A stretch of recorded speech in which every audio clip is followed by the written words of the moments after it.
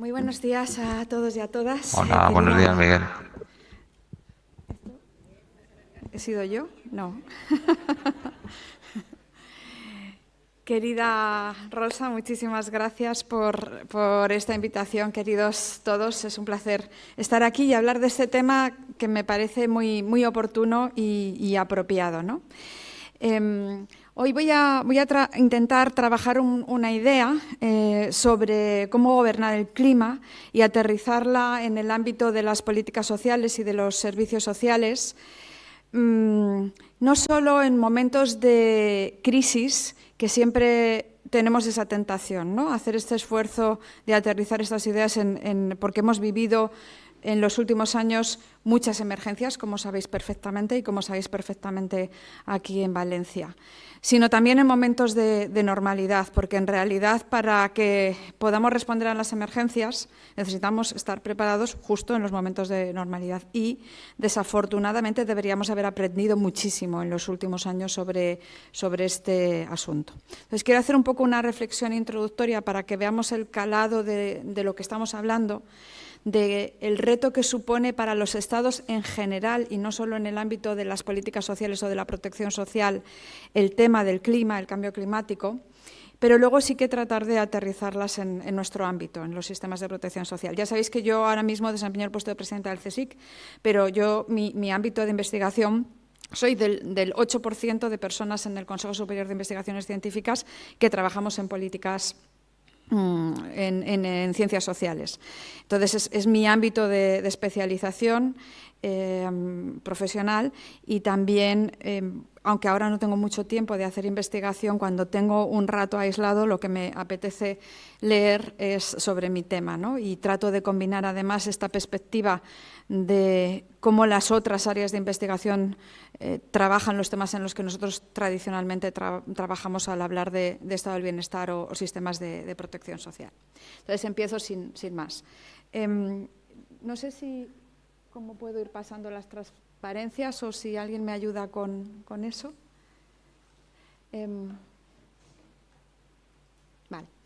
Una primera transparencia es para deciros algo que ya sabéis muy bien, que tiene que ver con el calentamiento global y cómo se produce y con la idea de que el cambio climático ya está aquí. Esto lo sabemos desde hace mucho tiempo y los ciudadanos, hay algunos estudios empíricos que dicen que un ciudadano se convence solo después de que haya experimentado 11 eventos climáticos llamativos o significativos de que hay cambio climático, ¿no? Nosotros, no sé si ya llevamos 11 eventos muy significativos, pero desde luego llevamos muchos en los últimos años y uno de ellos obviamente fue la DANA, aunque también muchos más porque también la pandemia de la COVID-19 tiene sus orígenes en el cambio climático. Por supuesto, hemos vivido hace nada el evento de Grazalema y otros alrededor de eso. Pero independientemente de cuál sea nuestra percepción, lo cierto es que hay evidencia empírica que el informe, el IPCC de 2023 y de 2024, etcétera, describe como de muy alta fiabilidad, por no decir de total fiabilidad, sobre que estamos experimentando lo que se ha dado en llamar el calentamiento global, técnicamente, ¿no? El cambio, lo que nosotros llamamos o conocemos como el cambio climático. Y es muy famoso ese gráfico que tenéis ahí, que se conoce como el palo de golf, que fue presentado por algunos científicos, entre ellos Michael Mann, que a consecuencia de este gráfico del palo de golf tuvo una persecución horrorosa. Ya he escrito un libro hace poco, lo he leído hace poco, sobre la situación de acoso a la que se le sometió como consecuencia de haber presentado estos datos, ¿no? Se conoce como el palo de golf y lo que veis en ese gráfico, que va desde 1860 a 2020, es que en esta parte de aquí, que si la extendiéramos, perdonadme, si la extendiéramos en el tiempo duraría, pues lo veríamos mucho mejor dibujado el palo de golf. La temperatura global pues se mantuvo más o menos con altos y bajos, pero a partir de una fecha determinada, a partir de los años 1920, etcétera, se ha acelerado muy significativamente, ¿no? Y también es muy importante entender que también sabemos cuáles son las causas del cambio global. Es verdad que algunos fenómenos naturales, como por ejemplo la actividad volcánica o las tormentas solares, etcétera, se ha discutido si pueden provocar provocar el cambio climático, pero lo que sabemos, y hay un enorme consenso sobre eso, es que sobre todo la actividad humana, los cambios en el uso del suelo, etcétera, etcétera, lo que provoca el cambio climático, ¿no? El incremento de las temperaturas. Es decir, partimos de una idea, de un dato científico, de un consenso global sobre el tema que ha sido demostrada por activo y por pasiva, y además utilizando distintos procedimientos y metodología e hipótesis sobre cómo poder mejor medir el cambio climático. Bueno, pues el cambio climático... Bueno, no sé si podemos pasar, crees por favor, que es bien, así... ha dado lugar a lo que... que está aquí. Vale. Gracias. Ha dado lugar, llevado a... ¿Qué podemos hacer en relación con el cambio climático? ¿Qué efectos tiene sobre el cambio climático? Hablaremos después, y hablaba Rosa, de las vulnerabilidades. Mira, hay una lista enorme de ahora estará en el fondo, estará la voz de... luego, ¿no? Y tienen que ver con los efectos del cambio climático en sí mismo, en las personas, por ejemplo, cuando se produce una inundación, o tiene que ver con el efecto de las medidas que ponemos en marcha para combatir o para frenar o adaptarnos al cambio climático, ¿no? Y estas medidas también tienen efectos en la ciudadanía. Hasta hace poco tiempo los estados contemporáneos, relativamente poco tiempo, hasta los años 70, los estados contemporáneos no se habían planteado como un objeto de su trabajo fundamental o de su actividad el integrar en sus actividades la lucha contra el cambio climático, ¿no? De hecho, lo que han hecho siempre los estados desde la Edad Moderna, desde que empezaron a desarrollarse, es garantizar el crecimiento económico, de forma que construían infraestructuras, garantizaban con el sistema de impuestos la construcción de esas infraestructuras, garantizaban la comunicación, el libre comercio, etcétera, etcétera, ¿no? Años después de esa actividad de garantizar el desarrollo económico, los estados del bienestar, los estados contemporáneos empezaron a ser llamados estados del bienestar, los sistemas de protección social. Y eso ocurrió a finales del siglo XIX, ¿no? Y desde entonces hasta nuestros días empezaron a preocuparse también por la redistribución de la riqueza, por la justicia social. Y bien entrado el siglo XX, solamente hasta bien entrado el siglo XX, empezaron ya a preocuparse por el cambio climático. Hay quien dice, y se ha discutido mucho sobre este asunto, que en la actualidad los estados enfrentan un trilema. Un trilema es cuando los estados no pueden conseguir tres objetivos de modo simultáneo, a la vez, al mismo tiempo, ¿no? Y en este caso los tres objetivos son de esos de los que vengo hablando, ¿no? Por un lado, garantizar el crecimiento económico; por otro lado, a través del estado del bienestar y las políticas sociales, la justicia social; y por otro lado, la sostenibilidad ecológica. ¿Y en qué consiste, muy resumidamente, este trilema? Pues la idea es que para garantizar la justicia social, los estados lo que han hecho es crecer. Necesitamos generar riqueza para luego redistribuirla entre la población. Y justamente el combustible del crecimiento y, por lo tanto, de la justicia social es la naturaleza. Es decir, lo que hacemos es trabajar sobre todo a través de los combustibles fósiles, sobre la naturaleza, y extraer de ella los combustibles fósiles que producen contaminación para garantizar el crecimiento y después de redistribuir la riqueza. Hay quien dice más, el estado del bienestar, que ha hecho que se extiendan las clases medias y todo el mundo pueda comprar en Primar, por ejemplo, no hace más que profundizar en el problema de la sostenibilidad ecológica, ¿no? Todos tenemos, cuando la gente de mi edad pues era adolescente, tenía un par de vaqueros, 2 pares de vaqueros. Ahora todos tenemos en el armario, y nuestros hijos tienen en el armario 10 vaqueros, ¿no? Por lo tanto, lo que ha hecho el estado del bienestar es desarrollar una clase media que ha desarrollado pautas de consumo que impulsan el crecimiento ecológico, pero además se han convertido en un combustible contra en relación con la sostenibilidad ecológica. Esto es a lo que se está llamando ahora el trilema ecosocial. Tanto es así que hay bastantes estudios empíricos sobre si hay algún estado en el mundo, este es uno de los más importantes, el de WU, que se presentó en 2024, sobre si hay algún estado en el mundo que esté siendo capaz de resolver el trilema, ¿no? Simultáneamente conseguir estos 3 objetivos. Y esto se suele medir, a veces de manera imperfecta, pero en fin, se suele medir utilizando el PIB per cápita, que mide el crecimiento económico, el coeficiente de Gini, que mide, como sabéis perfectamente, la desigualdad, y la huella ecológica per cápita. Y entonces, el último análisis de WHO y otros dicen que ningún país, o sea, 0 países en el mundo, son capaces de resolver el trilema ecosocial, ¿no? ¿Qué riesgos provoca el cambio climático? También se ha hablado mucho de esos riesgos que provoca el cambio climático, y hay una fórmula que es muy interesante y que yo creo que resume bien, es una fórmula de Mandeli, cómo se calcula el riesgo climático. El riesgo climático, que es R, es el resultado de una función, de una ecuación, en la que V sería la vulnerabilidad previa, como decía antes Rosa, las personas que presentan vulnerabilidad previa, porque tienen menos recursos, porque son enfermos, porque son niños, porque son personas mayores, porque son personas no suficientemente formadas, porque viven en viviendas, lo sabéis muy bien en Valencia, que se han construido pues, con materiales deficientes o están en zonas inundables, etcétera, es un factor que explica el riesgo, ¿no? Entonces, estado previo de la persona o del grupo antes del evento. La E es la exposición, grado de exposición física o socioeconómica a determinados eventos. Puedes incluso también, la dependencia significa en este caso del estilo de vida, es decir, la actividad económica a la que tú te dedicas. Por ejemplo, yo soy un agricultor o yo soy un ganadero o soy un pescador, ¿no? Y entonces se adoptan políticas que tienen que ver con las cuotas pesqueras, etcétera, etcétera, también explica parte del riesgo. Y las políticas en sí, carencia de políticas que se sirvan para adaptarse, para compensar, para mitigar el clima.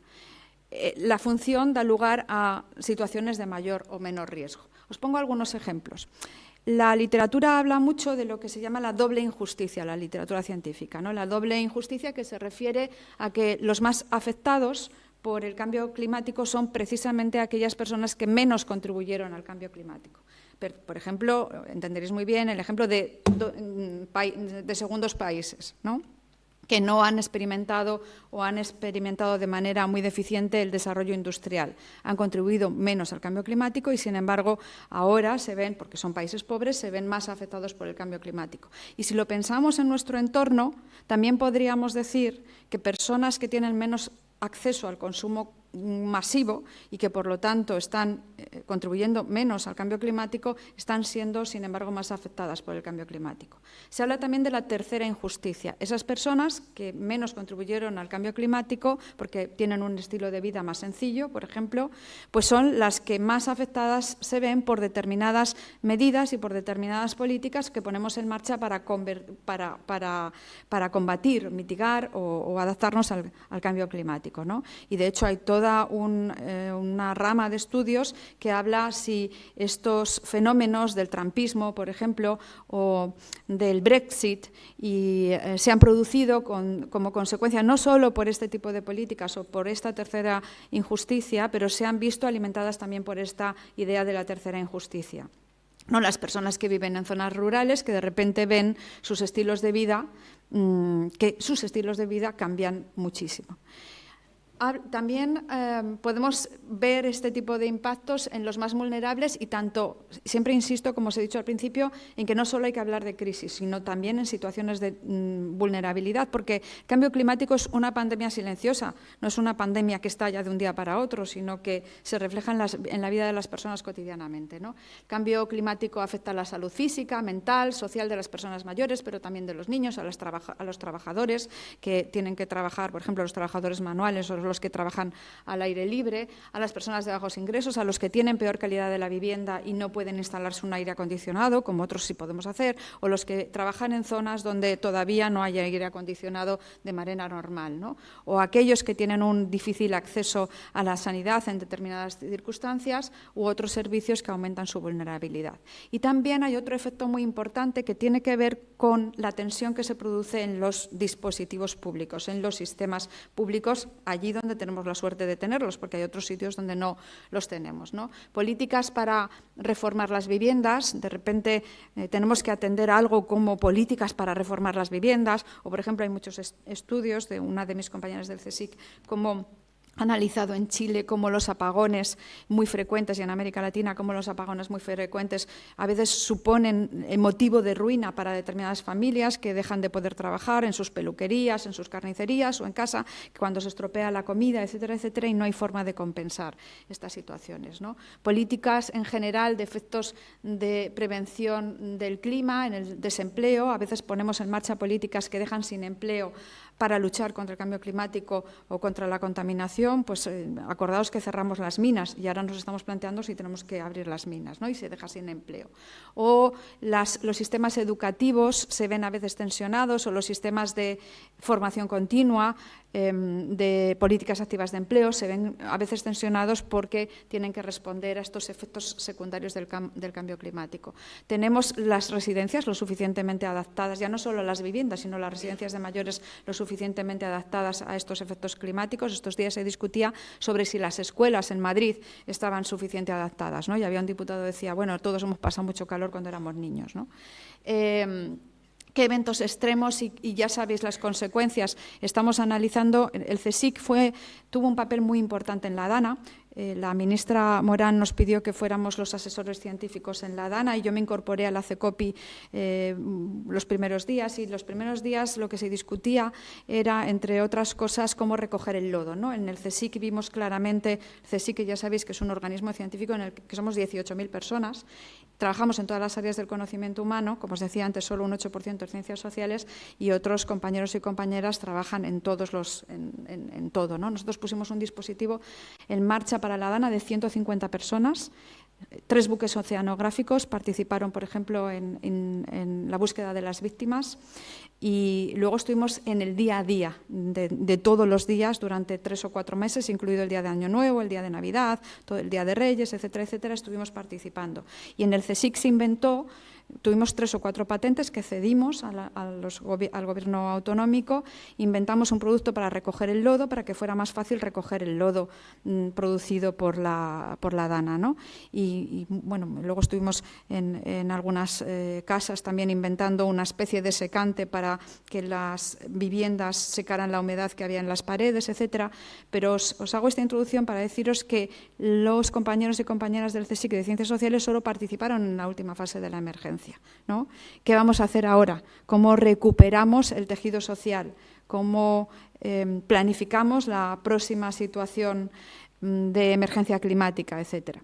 Entonces, en este ámbito vimos muchísimas cosas, ¿no? Vimos, por ejemplo, que las personas mayores estuvieron meses y semanas sin salir de sus hogares y así empeoraron, igual que lo habían hecho durante la pandemia, su salud, etcétera. No solamente se tensionaron las residencias, se tensionaron la atención domiciliaria, vosotros lo sabéis muy bien, y otros muchos dispositivos, ¿no?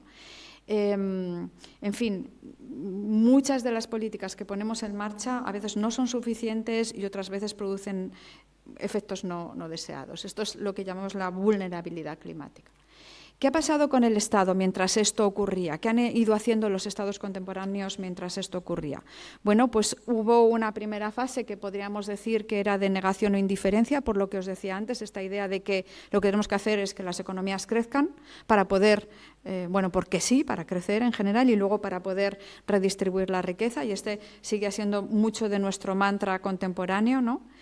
Hubo una fase que empieza en los años 70 en los que empieza a reconocerse el problema. Ahí está, gracias a los datos que tenemos de los científicos del clima, empezamos a ver que hay un aumento exponencial de las temperaturas y que esto tiene efectos en la salud, etcétera, y hay muchísimos datos sobre ellos. Entonces, los estados se plantean que tienen que invertir de alguna manera.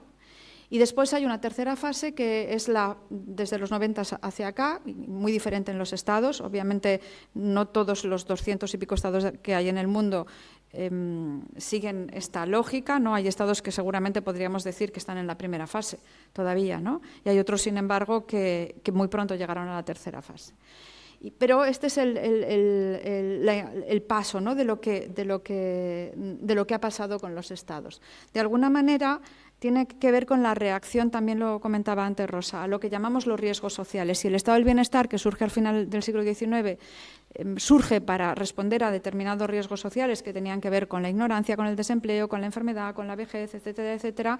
Luego el estado del bienestar va modificándose y desarrollándose a lo largo del tiempo. En España lo hemos visto además un proceso muy interesante porque ocurrió en muy pocos años, desde la restauración de la democracia hasta los años 2000, cómo el estado del bienestar se va adaptando, mucho más de lo que pensamos. Hay quien dice, no, es que el estado del bienestar en España no se ha modernizado o no se ha adaptado. Pues se ha adaptado muchísimo, ¿no? Por ejemplo, ha creado el sistema de atención a la dependencia con todos sus problemas, etcétera, el sistema de cuidados, etcétera, otros, políticas de familia, etcétera, otras muchas cosas, ¿no? Y esta adaptación se produce por lo que se llamaron los nuevos riesgos sociales, cómo ha cambiado el papel de la mujer, ¿no? Y desarrollamos políticas de igualdad, cómo ha cambiado el envejecimiento de la población. Ahora tenemos que adaptar todos nuestros sistemas, que, por ejemplo, el sanitario, que fueron construidos en una época en lo que lo importante eran las enfermedades agudas, a un momento en que lo que nos pasa ahora es que tenemos muchos enfermos crónicos.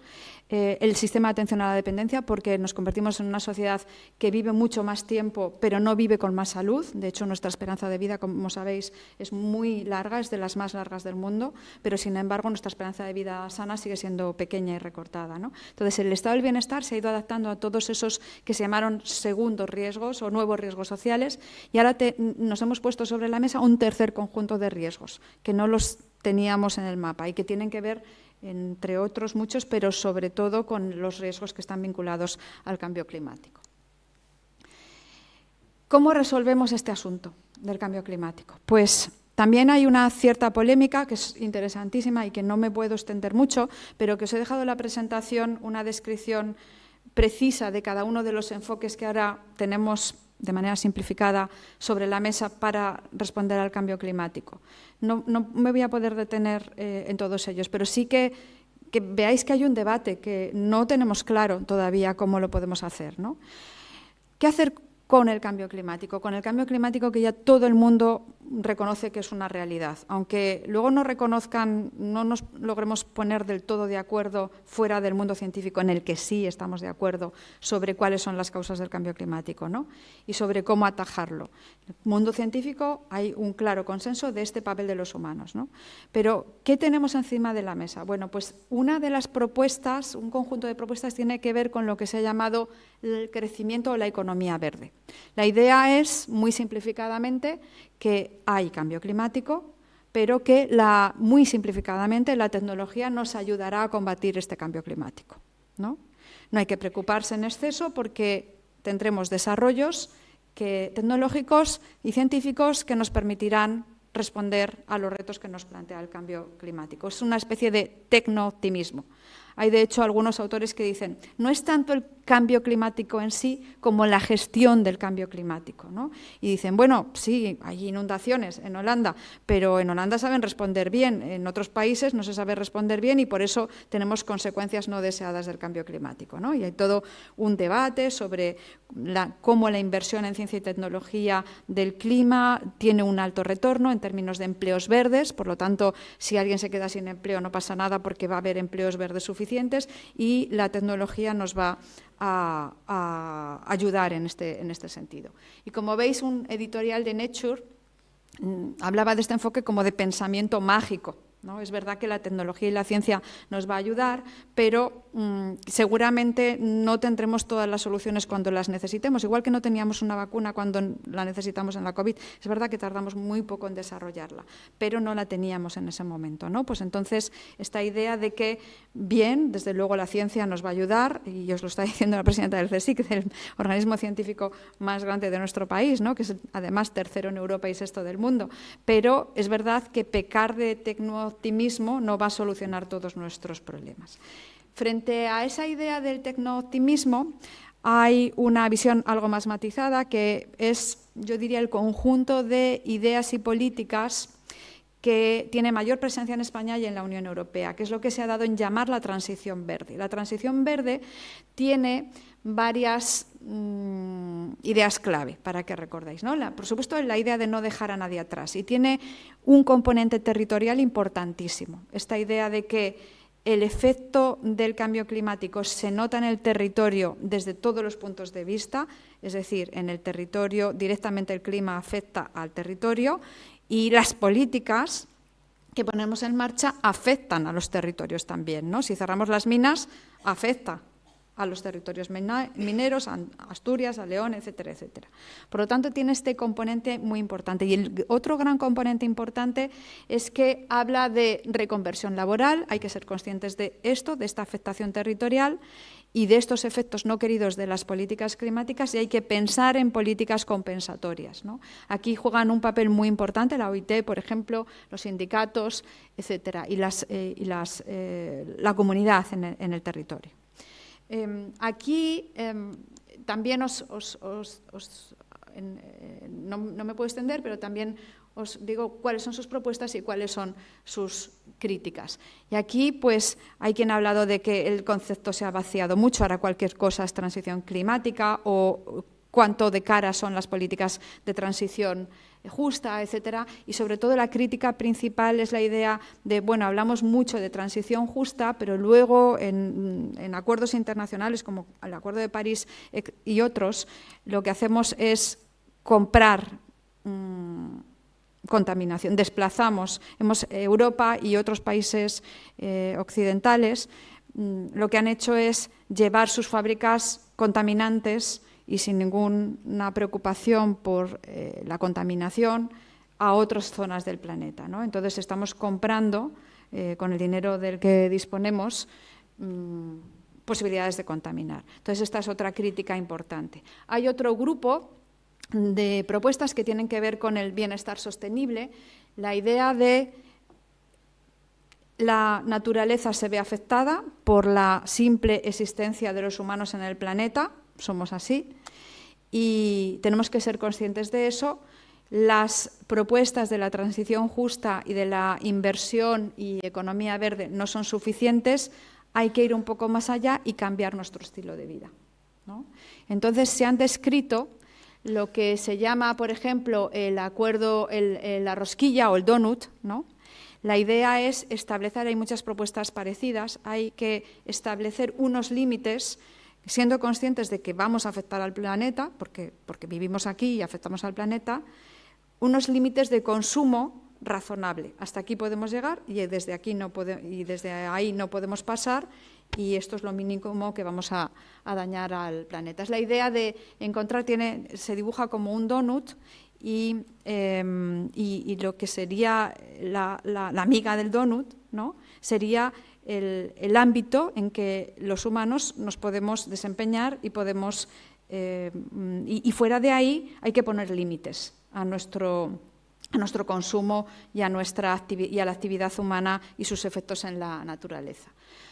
También se ha criticado mucho el modelo donut o los corredores de consumo sostenible, que son una cosa parecida, y sobre todo de lo que se habla es, se ha criticado mucho sobre todo por la idea de que es fácil de decir y muy difícil de hacer. Implica que tenemos que cambiar nuestro estilo de vida. Todos y cada uno de nosotros tenemos que hacer cambios en el estilo de vida, y hay quien dice que por muchos cambios del estilo de vida que se hagan, pues el efecto será pequeño. Y además es desmotivador, porque mientras unos hacen muchos esfuerzos, otros no hacen ningún esfuerzo, ¿no?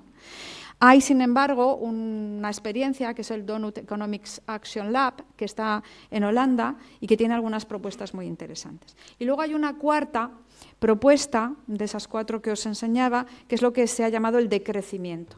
De todas es la propuesta que va más allá, ¿no? Entonces esta propuesta dice, se acabó, no podemos seguir como estamos, tenemos que cambiar radicalmente la actividad humana y las prácticas de los humanos, porque ya hemos llegado al límite planetario. No es que vayamos a llegar, es que ya hemos llegado al límite planetario, ¿no? Y entonces, para empezar, una de sus propuestas es no podemos medir el grado de desarrollo económico solamente por el PIB, tenemos que integrar otros indicadores que midan no solo el desarrollo económico, sino la felicidad, etcétera, con indicadores que no sean estrictamente económicos, y la situación es insostenible y hay que ser claro, ¿no? Esta es su propuesta. Y, por lo tanto, tenemos que cambiar muy sustantivamente. Entonces, hablan de las 8 Rs, es reevaluar el modo de vida occidental, el modo de vida, reestructurar los sistemas, relocalizar la economía, reutilizar, reconceptualizar, etcétera, etcétera, las 8 Rs. La principal crítica que se hace a esto, pues es la que ya os podéis imaginar, porque hemos hablado de ello al hablar del trilema. Sin crecimiento económico es muy difícil la redistribución y cambiar los hábitos de vida de la ciudadanía es prácticamente imposible, ¿no? De hecho, yo siempre pongo a mis alumnos un ejemplo para que lo entiendan bien conceptualmente. Acordaos que cuando muchos de los que estamos aquí éramos pequeños, los coches no llevaban cinturón de seguridad, ¿verdad? ¿Os acordáis? Y nuestros padres fumaban un puro en el coche, etcétera, y mil cosas, ¿no? Y no teníamos reposacabezas ni nada de eso. Entonces, los estados empezaron a obsesionarse por la seguridad viaria y podían haber optado por obligar a los ciudadanos a que se instalaran con sus propios recursos un cinturón en el coche. Perdonad, que este es mi alarma. A los ciudadanos a que se instalaran un cinturón en el coche, pero no lo hicieron, porque hubiera sido una política del fracaso. Cambiar los hábitos individuales es muy difícil. ¿Qué hicieron? Pues pactaron con la industria que los cinturones de seguridad estuvieran instalados en serie, ¿no? Y los que nos dedicamos a políticas públicas sabemos que cambiar las actitudes de las personas es dificilísimo. Con lo cual, esta es la principal crítica que se hace al modelo, a la idea del decrecimiento, que sin embargo es defendida, a veces es muy criticada y ridiculizada, pero es defendida por importantes científicos, y no solo de ciencias sociales, ¿no? Sino científicos naturales. O sea, que quiero poner las 4 propuestas en sus justos términos, y sin embargo que seamos conscientes de ello. También hay algunos estudios interesantes, simplemente para los que los conozcáis, hay muchos. Yo he elegido uno de ellos, que hablan de hasta qué punto los estados se han puesto en realidad las pilas o no, y si todos los estados se han puesto por igual las pilas en relación con el cambio climático. Hay una tipología que es la que distingue entre 4 tipos, utilizando 4 variables principales. El rigor regulatorio, es decir, hay normas, ¿no? Una forma en que los estados tomen parte de la sensibilización con el cambio climático, cuando podemos decir que un Estado está haciendo algo, hay normas.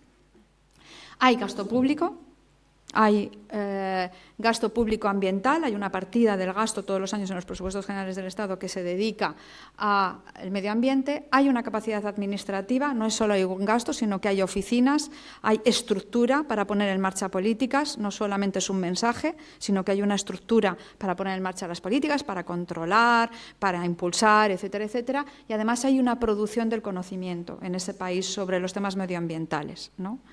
Y utilizando esas 4 dimensiones se habla de los estados establecidos, que son los que tienen más altas capacidades, y los estados débiles, donde todas estas 4 dimensiones que os acabo de mencionar pues no están suficientemente desarrolladas. Hay casos interesantes, por ejemplo, el caso de Finlandia, que había una hipótesis, como siempre suele pasar en políticas sociales, ya sabéis que se suele siempre pensar que los sistemas de protección social mejores del mundo son los de los países nórdicos, ¿no? Y esto se ha instalado en nuestras cabezas.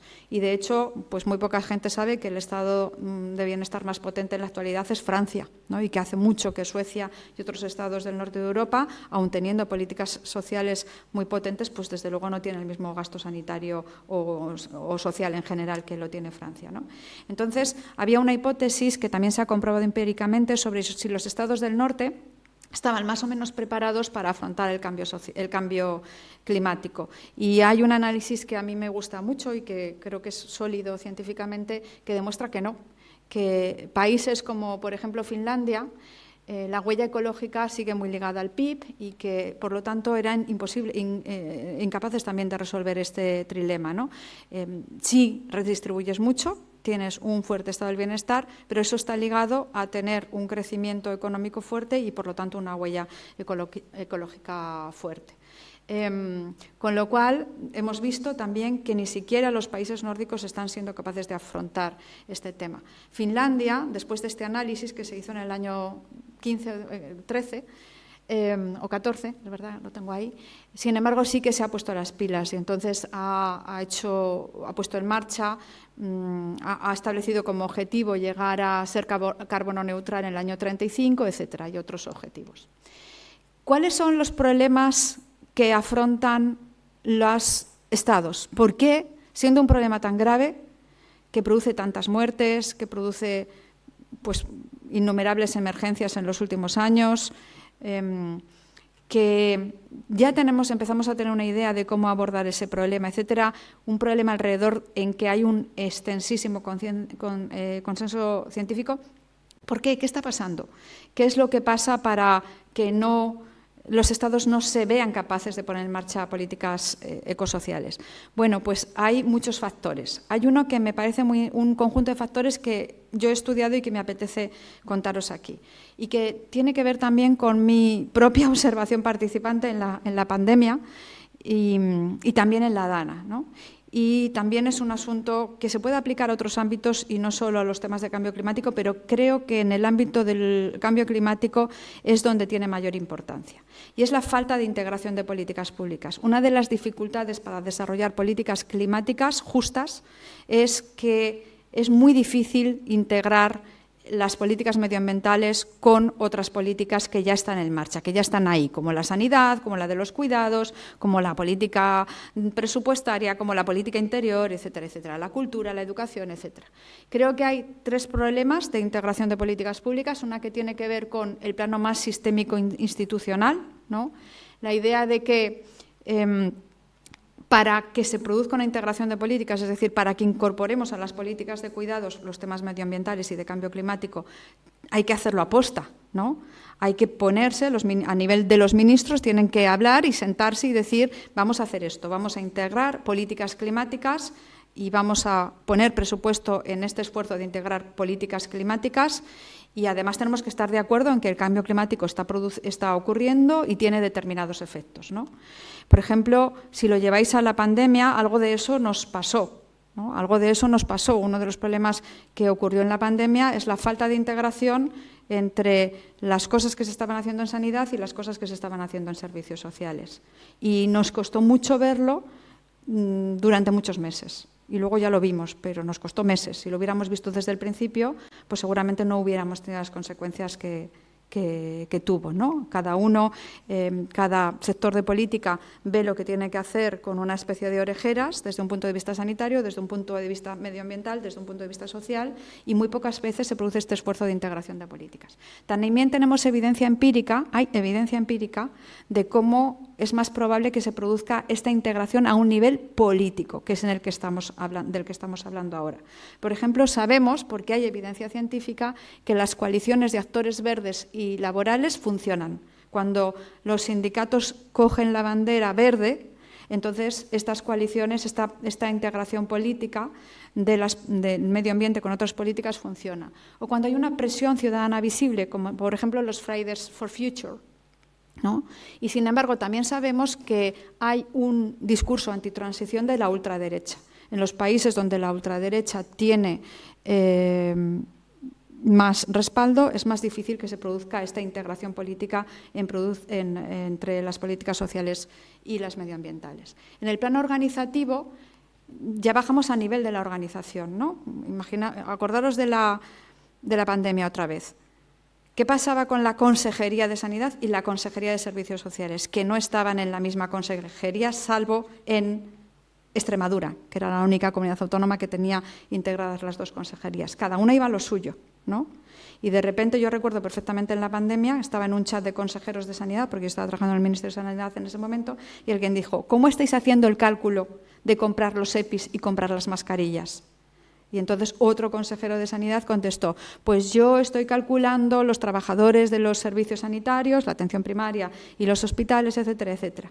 Y alguien dijo en ese chat, atención, ¿qué pasa con las prisiones, las residencias de mayores, las residencias de huérfanos, los cuarteles, etcétera, etcétera? Y el mismo consejero contestó, el anterior consejero contestó, a ver, elabora esa idea, ¿no? Cada uno vemos lo que vemos, ¿no? En las organizaciones, y que se produzca esta integración de prácticas, de conocimientos, etcétera. Hay una cultura muy diferente en la sanidad y en los servicios sociales, una cultura extraordinariamente diferente, ¿no? Pues es muy difícil. Entonces, estas prácticas de ponernos a trabajar unos con otros evitan esos procesos de integración. Y luego también en el plano de los equipos. Sabemos perfectamente que la cultura cotidiana de los trabajadores sociales o del personal sanitario es muy diferente, ¿no? Y tiene que ver con muchos factores que no me voy a extender aquí. Pero este es uno de los problemas que hace que no seamos capaces de integrar políticas sanitarias y sociales. Otro de los problemas, y con esto ya acabo, es que tenemos que pensar en cuáles son las políticas eficaces. Y el problema es muy complejo. El cambio climático como problema es muy complejo, ¿no? Se han distinguido 4 grupos de políticas. Una, lo que yo llamo políticas transformadoras, que combinan ser políticas proactivas y políticas de inversión. La idea de necesitamos ser proactivos, ¿no? Anticipar lo que está pasando, porque ya sabemos que está pasando, el cambio climático ya está pasando. Traducido a los servicios sociales, ¿qué significa esto? Pues tenemos que, por ejemplo, os pongo un ejemplo solo, mejorar las infraestructuras físicas de las residencias de mayores, por ejemplo. Aislamiento térmico, refrigeración, protección contra las inundaciones, etcétera. Todas aquellas políticas, y este es solo un mínimo ejemplo, que tengan este componente de proacción e inversión. Reactivas, también hay tenemos que poner en marcha políticas reactivas porque el efecto del cambio climático ya está aquí. No solo se trata de anticipar, sino también de atender a aquellas personas que ya han sufrido el efecto del cambio climático. ¿Y qué ejemplos pongo? Podría poner muchos más, pero uno es todo lo que tiene que ver con el aprendizaje y apoyo al personal, ¿no? En la gestión de riesgos climáticos, apoyo psicosocial. Sabemos que las personas que atienden a otros en contextos extremos de cambio climático, pero también en contextos de normalidad, tienen, por efecto del cambio climático, tienen sus problemas, ¿no? Otro ejemplo que os pongo, políticas proactivas y de protección. Pues tenemos que tener sistemas de alerta temprana. Cuando analizamos los protocolos, no solo de las residencias de personas mayores, sino también de los propios ayuntamientos y las propias consejerías en el contexto de la pandemia, nos encontramos con que no existían, ¿no?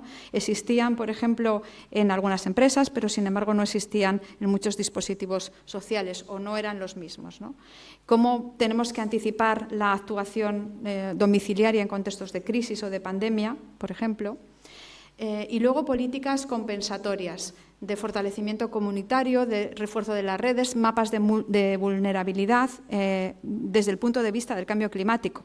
Y no solo desde otros puntos de vista, sino desde el punto de vista del cambio climático, ¿no? ¿Qué sabemos sobre determinados barrios que están en determinadas zonas o determinados hogares que están construidos que